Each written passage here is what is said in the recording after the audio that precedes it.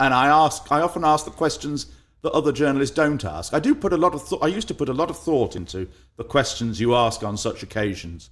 And I used to consort with, do you remember Gobby? Who was a BBC producer called Paul Lambert, who sadly died 3 or 4 years ago. And he would ask brilliant questions in early morning doorsteps. He was happy to get up at 6 a.m. or 5 a.m. and they would do a doorstep every day of the week. And the material would be shared between the BBC and ITV and Sky. They don't seem to do those doorsteps anymore. And I think I don't know, I haven't asked them about it, but because I've not worked in mainstream television now for 5 years.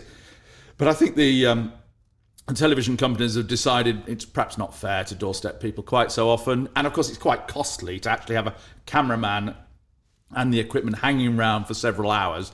And often people don't turn up, or they go out the back. Or if they're in a building with 6 different entrances, well, all you can do is choose an entrance and pretend not to be there. And of course, if the target has got any sense, they go out of a totally different entrance altogether. So it can be quite soul destroying. But when you get them and you get the right question, it works. But you've got to be careful not to spend too much time on the doorstep nattering away to your mates if there are other people from other companies there, saying, well, what's the gossip, who's sleeping with who, or what jobs are coming up, or whatever.